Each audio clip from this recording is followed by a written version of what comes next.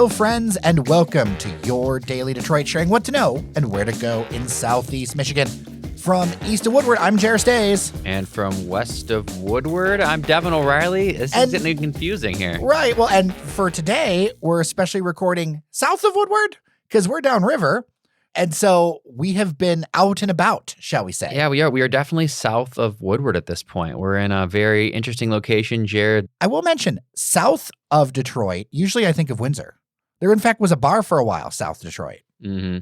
Well, of course, it goes back to the journey line of born and raised in South Detroit. People said that didn't exist. My contention has always been it does exist.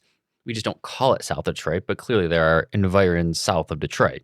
And one of the things you found, because that's the fun thing about exploring new areas, one of the things you found was a bottle of spirits. Jared, I like to turn anything into a little bit of an adventure, as you know, and some of our listeners may know. And so when I found out that I was heading this way, I decided to try and check out the some of the local, curiosities or drinking establishments. So I went to a place, I looked up, I did a little bit of research to try and figure out what would be kind of on my way. And a place called League Brews popped up. And it put itself out as a sports bar, but it also had vegan menu, vegan food, sports bar.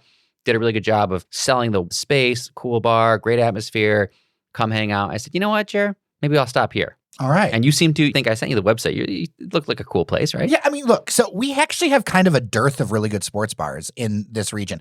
Yes, in downtown Detroit, we've talked about that before, but I don't see too many places that wave the flag sports bar and then execute on sports bar. Lots of people say we show sports, but that's different from being a sports bar, in my opinion. I totally agree. And there's certain elements you need. You need, cheap beer, which is maybe easy to come by. You need a lot of TVs, large TVs, so you can show multiple games. I think you need to have a friendly atmosphere, plenty of seats at your bar, and League Brews checks all the boxes, I gotta say. Really? It's a really cool kind of double-sided bar concept where there's a long bar in the middle, seats on either side, TVs strewn throughout the place. Big menu, as I mentioned, burgers, sandwiches, nachos, all your regular bar food, but also a really large vegan menu, which I thought was very interesting. So if there's vegetarians, vegans, people out there like that who are listening, this is a good place for that. This is your kind of bar, let's say.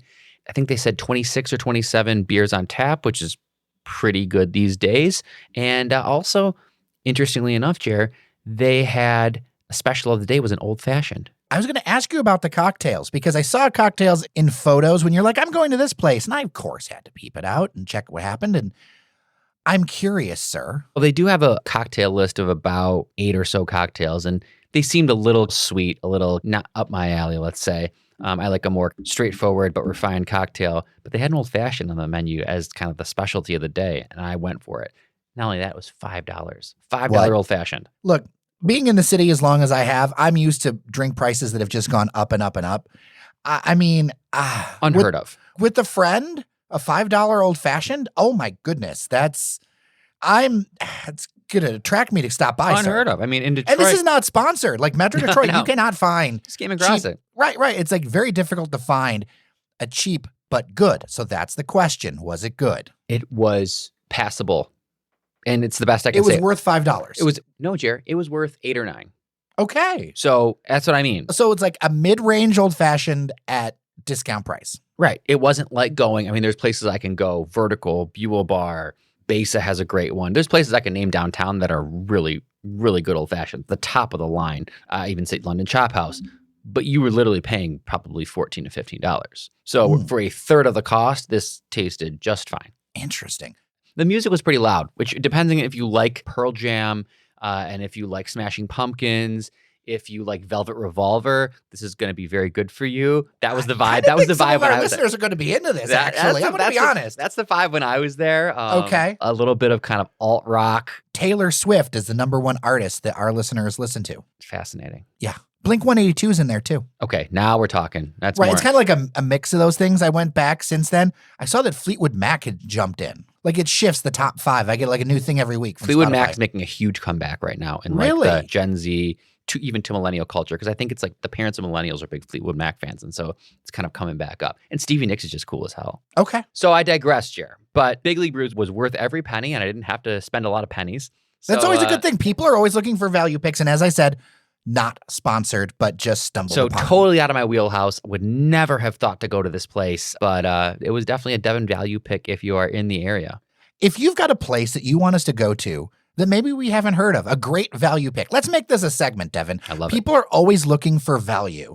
dailydetroit@gmail.com. We will go try it. We're not going to tell them we're going. We're just going to show up and we'll try it because I am all about a good value. And continuing on my way to the studio that we're recording in today, I had to stop a couple places actually, Jared, because this area is a little bit kind of uncharted territory when it comes to your booze offerings. So the first place I stopped at, they just had beer and wine. They didn't have any booze. And it was very kind of booze just strewn about, literally open cases of beer just kind of sitting out, singlets of beer just literally sitting on counters for sale. Parts of downriver and Detroit are far more similar than anyone wants to admit. I would agree with that, especially after today. So I popped into this supermarket and it was also kind of a hodgepodge of different spirits, but I found something that I felt fit our vibe and also the vibe of the downriver region. It was a Misguided Spirits working man's rye whiskey, and that's what we are having a little taste of right here. It's got the fonts that tell me that it's really trying to scream working man on the bottle. A working man's whiskey, a little bit misguided. You know, I think it embodies downriver, and that's what I felt when I was grabbing this for us. So I'm adding this to our alt studio here. Our pile of booze that will go wherever we go. Sure. So I'm trying it here, and it's got a lot of spice. It's a heavy spice. And you know, it says it right here. It really does say an old-fashioned American rye, well-crafted and simply strong. Straightforward. It's a good rye. Okay. You know what, Jared? Again, a value pick. I'm not going to say exactly, but this was basically roughly $20. Really? Mm-hmm. Goes really well as a mixer. Like I just threw it in as a mixer. I tried it straight and then threw in the mixer is where it shines. I think it would make a heck of a Manhattan. So another value pick. So now that I've pontificated about all the interesting places in my downriver journeys this afternoon, where have you been, Jer? So unfortunately, I went to a place that it will be the last time that I go there for an indefinite amount of time. Oh, no. The Narrow Way Cafe is taking a nap. It is going to be paused indefinitely. Well, they kind of try to make sure that they serve their mission. You see all the online statements. You know, their whole vibe is stress-free, and their manager is leaving for a new opportunity. Staffing has been difficult for all kinds of businesses, frankly, kind of no matter what you pay. Like, I know that people say pay more, and that there is a truth to that, but I have seen people pay more and more and more, and they still can't find people because, you know, like service industry is hard. And although it is a stress-free experience and it's like coffee and smoothies and things like that, they're going to do a reset. They didn't say how long that they're going to be closed for, but they're going to do a reset to try to like restaff up and do this thing again. I have a lot of affection for this place, Devon. We were among the first to report that it was opening back in 2017. A lot of the blueprints for Daily Detroit's podcast and things like that were put together, frankly, at Narrowway because I was staying over there in the University District. You know, and Pastor Merritt's done a ton of stuff in the community. His brother runs Merritt Goodness and like the Merritt clothing line. So they've been doing a lot of things. It's also Black owned, which I think is very important when it comes to the city of Detroit. So yeah, I'm sad to see that go. Their last day is today. So as you hear this, they're probably already done, but I am sad to see it. Although I was heartened to see a lot of other businesses on Livernois open and busy. Yeah, I think, you know, Narrowway was a staple of the Livernois corridor there. They did an incredible job. I actually talked to David Merritt, Pastor David Merritt, he's from the That's Straight right. His Gate, name has escaped me and I apologize. from the Straight Gate International Church. You get Straight Gate Church, Narrowway Cafe. It was all it kind of all Italian. leans together, yeah. Exactly. So, you know, it was a really cool concept and it was just a really community-focused coffee shop. And he did a really good job during COVID, pivoting to more kind of selling the beans, selling things out of the coffee shop and delivering to people. But at its core, Narrowway is a gathering spot. But that costs money to operate. And we know it's hard to find staff. And so we hope that this truly is a pause and certainly not the end of the Narrowway journey. For sure. I mean, it won't be the end of the journey for either one of them, right? They're so involved in the community in different ways, but I hope so too. I hope they keep on going. They've got a beautiful mural on the side, by the way, if you ever check it out. It's really cool. Let's pivot from the west side to the east side. I've got a little bit of news from my old neck of the woods. I'm really excited to talk about this because this is something that I almost kind of follow from afar, but you're the guy who I really want to talk to about this. I want to talk about it because I think it's transformative. Whether you like this project or not, I think it's going to have a large impact on Grosse Pointe Park. And We have a contributor that lives over there. Our producer grew up over there. I spent a good part of my childhood over there with my extremely complicated home situation as a kid. And so to see a large infill development happening in Grosse Pointe Park is interesting. What's going to happen is the Cottons, which you know the Cotton family, Meridian fame, they sold, made a bunch of money. They're billionaires now. That's the shorthand for it. Mhm. They bought a bunch of property in kind of the downtown area of Grosse Pointe Park. That butts right up to Alter Road. This area has been in the news for a variety of reasons, whether it's been when snowbanks were moved over Kercheval and allegations that they were trying to shut it off from Detroiters, to the huge, economic disparity between one side of that border and the other. Multiple attempts to close off that border. Even I know that. Yeah. And there's been multiple attempts, whether it be Christmas decorations, whether it be literal snow. Even from my naive West Side perspective, I know that there has been a huge kind of back and forth on closing off this border.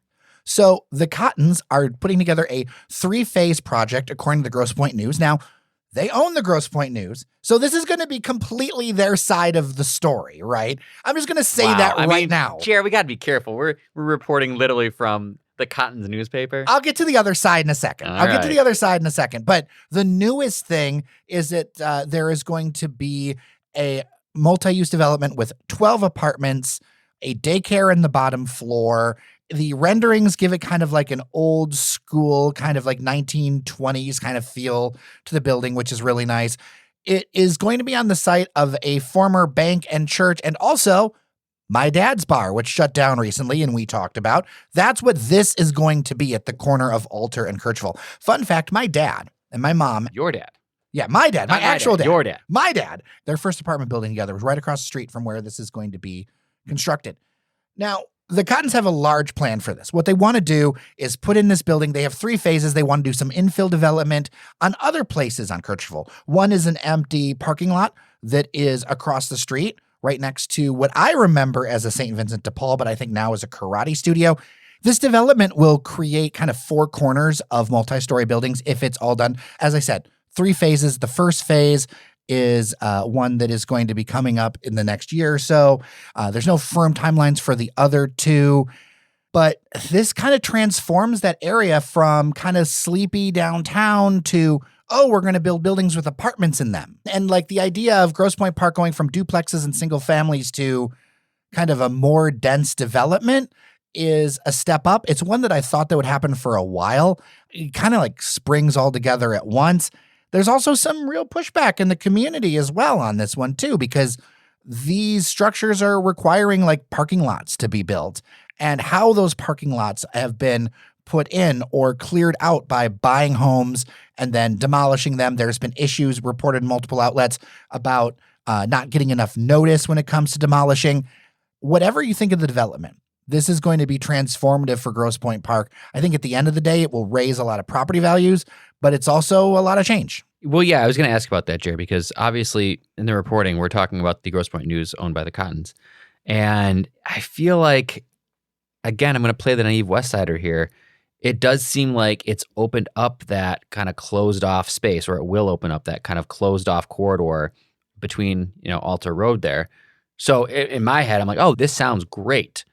But I do have some friends on Facebook who live in the Grosse Pointe Park area, and I have definitely seen some pushback on this. So I want to make sure we acknowledge that it's not all just kind of everyone's cool with this. There is some pushback. I'm not here to say whether it's valid or not because I don't know enough, but this isn't something where it's like, yes, this is great, we all agree. There is definitely pushback on this. I think from an urbanist perspective, it's pretty net benefit when it comes to infilling. So this project at Alter and Kercheval, there's going to be another one supposedly at Weyburn and Kercheval, at where the old Arts liquor store used to be. And then, as I mentioned, the empty lot in Detroit. I think there's a good side for doing developments in Detroit that tie things together, that create a real reason never to shut down that street again. That is a good thing. That is a good thing. On the other side, we have watched developers over time, again and again, not live up to the full promise of their plans. And I understand if you're going to put apartments in a place, people may need parking. You got to do it, right? Or these 3 phases. Like I could see looking at this plan, okay, some parking makes some sense. Moving some things around makes some sense. You're taking surface parking lots and open area that was on Kirchville and you're making it a building. So you got to shift that around. Some of that makes sense. On the other hand, it is not good to demolish things and not give people warning. That is something that was reported in Fox 2 Detroit. That is not a good thing. That could be communicated a lot better. I think that transparency is kind of important in all of this stuff, especially as going forward, because I think that there is an issue of trust in that neighborhood. And I can totally understand. And the reports say you wake up one day and there's like a contractor demolishing a house right next to yours. These houses are very close together. Okay. You can like reach out and touch the next house. This isn't like, some neighborhoods where you've got like multiple driveways or you've got this big easement. These houses are very close together. So that kind of communication and community inner work is going to be crucial. And this is going to be a tough thing to navigate, as we've seen in a number of communities where when new developments come in, I'm not diminishing the concerns of those in Grosse Pointe Park, but now that I've been doing this a while, these kind of concerns often occur with new developments. I just wanted to make sure we acknowledge that there's pushback, but ultimately I think that, like you said, it seems like it's a net benefit to the overall goals of better connecting Grosse Pointe Park and City of Detroit, having a more fluid connector between the two, not having walls and snow piles and all sorts of obstructions to try and literally segregate the two populations of those municipalities. So this seems like it'll go towards that. And maybe people's kind of pushback and disconnect is when good things or positive things happen, but the people that are doing them, you have maybe a negative connotation or negative thought on, maybe that's a disconnect. Where you may say it's politically divisive. Exactly. It's not even like most of the Illiches. I think Denise Illich is in an office, but most of the Illiches are not running for office, right? Right. You have people, the Cotton family, running for school board. The Cotton family is known as being very Republican, right? So you have so many kind of different angles to look at this thing. And that's why I think like vigilance and like when people have this kind of money, that's the kind of money it takes to make this kind of transformative development happen. That's like part of the challenge, right? To build buildings like this, you need a ton of money. It's a very Gilbert-esque scenario here where it's like, if not for this, you wouldn't even have this. So, it's kind of like, it's the same thing we talk about with Dan Gilbert is like, no one else would push these projects through. It takes someone with that kind of literal capital to do this. And however you feel about them, that's up to you, but you have to acknowledge that these types of things don't get done without people like this. Who knew this would be the conversation we'd be having about Grosse Pointe Park? Like that just sets in for a moment. You know what I mean? Especially for me. Right? I would say that key to this is communication and transparency and working with people, because there are a lot of people involved with this. This is, as we've reported, one of the most dense population neighborhoods in the entire region. It is halfway to Chicago in Grosse Pointe Park as far as population density. It's an impressive stat. So this tips that into more of that missing middle type of housing. If you have these kind of multifamily things, I would like to see all the developments have some sort of housing in them. That would be good for the businesses that are there, but it is a time of change. And I'm interested to hear your thoughts. dailydetroit@gmail.com. Devon, some economic news to share that may surprise you. Well, Jerry, I'm surprised that you think something will surprise me, but go for it. All right. The city of Detroit says that unemployment in Detroit has fallen to a 7% rate, the lowest in more than 2 decades. Well, here's the thing I would say about this is, first of all, unemployment has been falling across the board. So we have, record low unemployment numbers pretty much everywhere. But as we know with the unemployment numbers, it can be a little bit of a tricky number because it doesn't account for people who have essentially dropped out of the workforce. And as someone who works in kind of entrepreneurship, I know that a lot of people have kind of gone out of the workforce to work in the gig economy, to start their own business, basically could be start a business on Facebook or Instagram or whatever it may be. And so I am really happy to see these low numbers. Still double the rate of the nation, but low for the city of Detroit. Low for the city of Detroit. I'm encouraged to see that, absolutely. But I know that it doesn't always tell the story, just like the overall unemployment numbers. For sure. It does reinforce to me that this has been a very economics first administration, like business first, jobs first. I think that's been the theme over and over again. Even thinking about the restaurant grade ordinance, the priority has been that. And I feel like this is only going to be more indicators of that to come. When you see success like this, people are going to want to trot out more success. I totally agree. And going back, it bears mentioning the food ordinance that did not pass. The letters, I want to call that the kind of letter grades. Or color grades or whatever. Whatever it may have been, kind of that system. It got resoundingly defeated at city council. And the truth is it got defeated because the business community spoke with a pretty unified voice, especially the minority business community and small business community, and said that we don't want this. And I have to say, Jay, this is where I have to step back and say it's not about what I think. My opinion is worth something, but I have to defer, and this is at least me, and this may be me in my chamber hat, but also my personal hat, me kind of deferring and saying, look, however I feel about this, if the business community feels this way, I have to defer to them, and I have to say that this is what they've spoken, and this is what they think. Mm-hmm.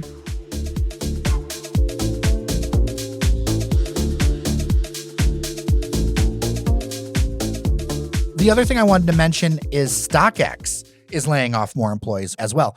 Often cited as a darling. When we talked with Kara Swisher, tech journalist, just before the pandemic, her kids love StockX. Like, StockX is a nationally known name, but they are laying off more employees, just a little less than 80 employees, according to Crane's Detroit business. Are you surprised by this one? Actually, Jared, not really. Really? I think that StockX is a unicorn. I think it's probably worthy of $1 billion valuation, but I do think that there is a ceiling to any company like this. Well, I mean, their valuation in 2021, I think, what was it, like $4 billion? Yeah. Something like that. They are a unicorn. They are definitely a billion-plus company. But I think that at any point, you hit a ceiling for what you are as a company. And I don't think StockX is Amazon, okay? And I think that there's a point where you have to go lean. When you start to get in the big game of taking on major VC investment, hundreds of millions of dollars, you hit a point where you got to start going lean and you got to start showing that profit. And I think that's where StockX is. So although it does suck that they're having to lay off people, I do think that they're having to get lean so they can grow a little bit more. And I think they're going to be kind of a mature company. But it's not like StockX is not going out of business anytime soon. They're doing really well. I think that's one of the things to look at, is that money is just a lot more expensive to get a hold of when it comes to these larger projects. Like, I've seen a number of companies kind of cut their jib and change it from growth to profitability as far as priority. And especially when you're in this stage like StockX is, they've grown really, really fast. They're now needing to transition into that straight profitability phase where profitability is more important than growth. And that usually means that you have to trim some of the employees and some of the staff numbers to get to that profitability.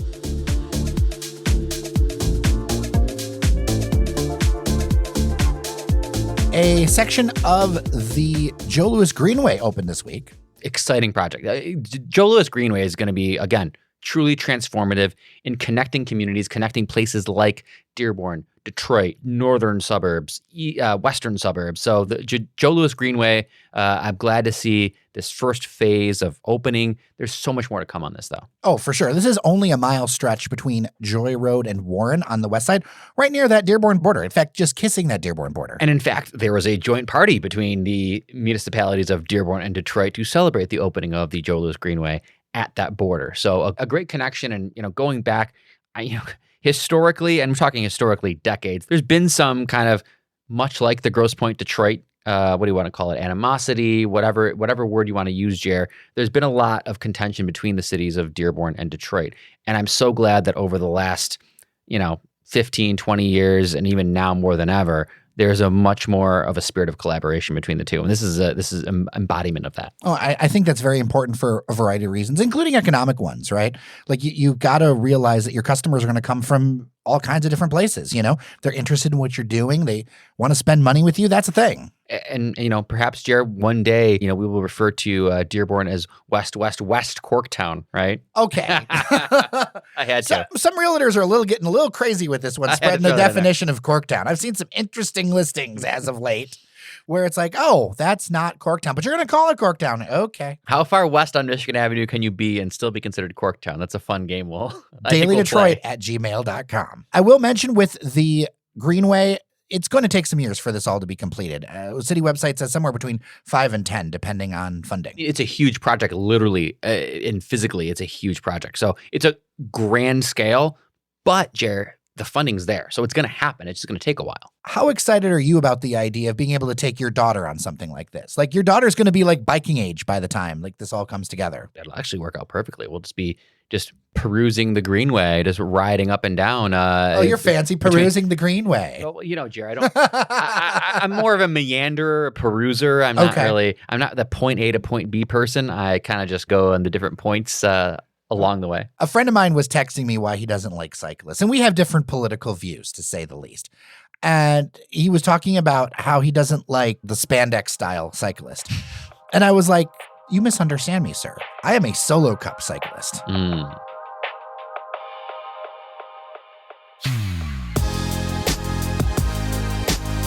All right, we are done for today, Mr. O'Reilly. We're done too soon, as far as I'm concerned. I know that I want to check out See You Tomorrow, the new brunch spot in the North End, just a few blocks down from the regular spot. I just haven't had a chance to yet. I also wanted to give them a little bit of a chance to get under their legs. Yeah, very prominent space. I mean, anyone who travels in that Woodward corridor, which we both do, you see this See You Tomorrow. And I got to tell you, I had no idea what it was. You just see these Adirondack chairs sitting outside. You see the big See You Tomorrow sign. I was interested to see what it was going to be. I didn't know it was going to be a brunch space, but man, that's a great concept. Brunch is like a giant magnet for you. It just attracts Devon O'Reilly. Something about it. It's just that maybe that pre-noon drinking and delicious food. I mean, brunch food is just great food. So, all right. Well, with that, I'm Jer Stays. I'm Devon O'Reilly. Remember that you are somebody, and we'll see you around Detroit.